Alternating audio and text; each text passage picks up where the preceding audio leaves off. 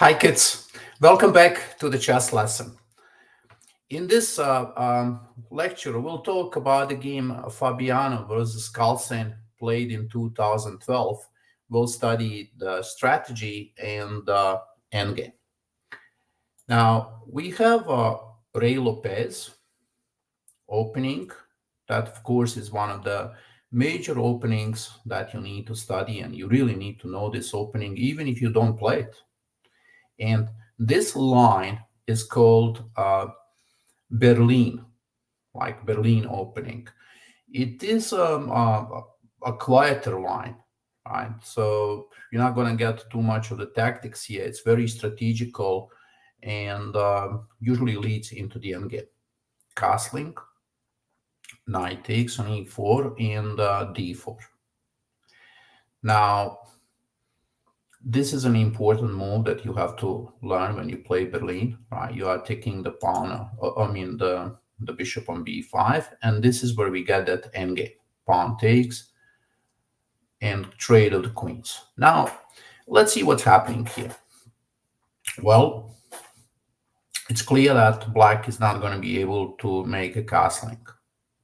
So the king has to stay in the center of the board, or like you'll see later on, Magnus succeeded to bring that king to the queen side. Now, black also has a double pawns, right? That's important for the endgames.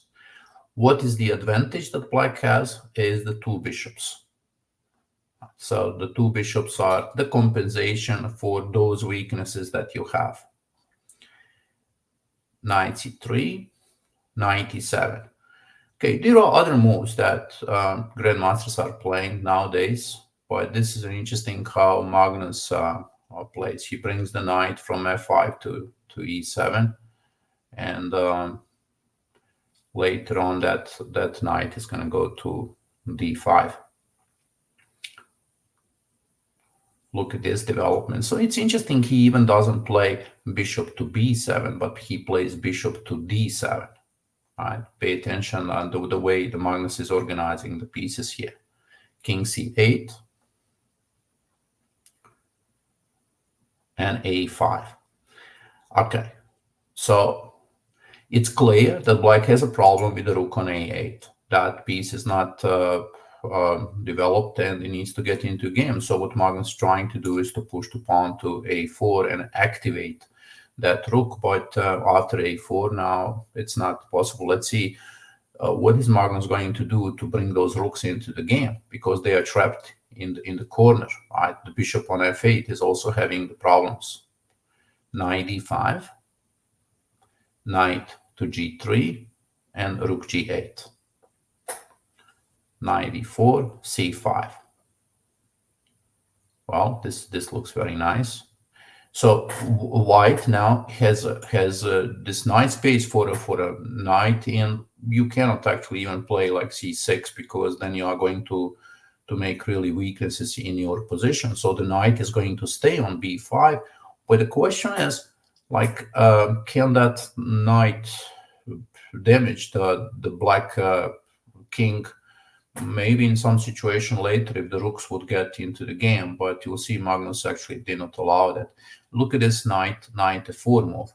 Okay, the knight is wonderful on f4, and later on it's going to come to e6. Bishop c6, king b7. Okay, so black solved some problems. The rook now can get into the game. King is safe on b7. Pay attention how bishop on c6 is really protecting nicely the king, so the rook cannot get into the game. And now this move, rook e8, bishop e7,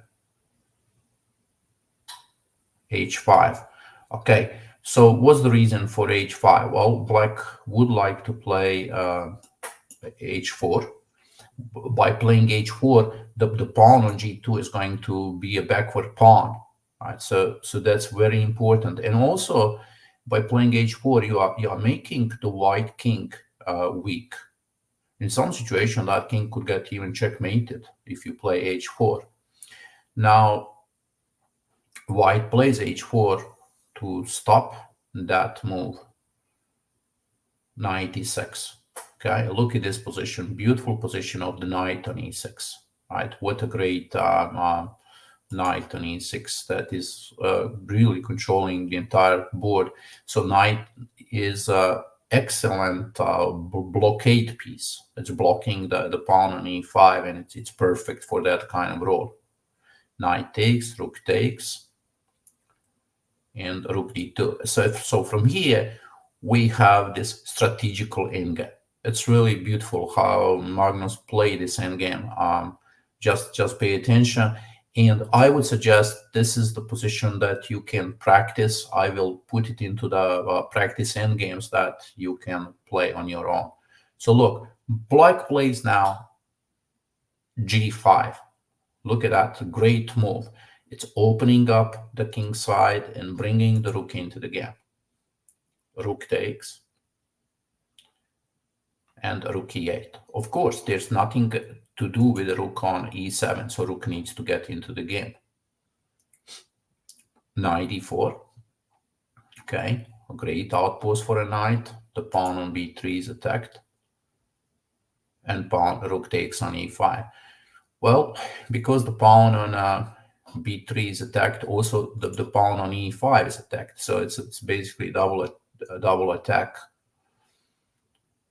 Rook e5, and now after this move we have a different kind of endgame where we have a bishop against the knight.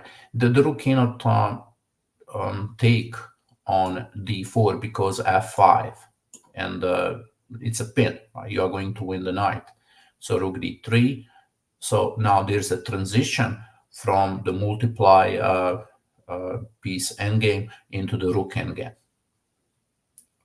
Well, rook f2, rook e7, and h4. So right now black is 2 pawns up. Of course, excellent chances to win the game. c5, rook e5 offers a trade.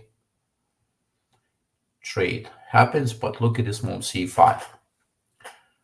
Another great move, right? Because this pawn on d4 is excellent. You are going to pick up this pawn anyway with king b6, and so here the black is completely winning this position. After d3, there are no moves because rook d5 supporting the pawn from behind, and the pawn is going to be escorted to the queen. A wonderful strategical game and endgame.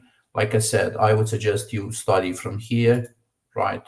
Rook e7. We'll set up this position and play this position in our practice endgames. I'll put the link for you down there in the description. And if you want to study a little bit the opening, then I would suggest go back.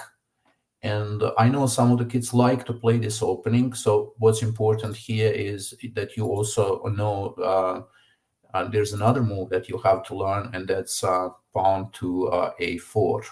Right, in some of the positions you have. No, I'm sorry. You take. Apologize.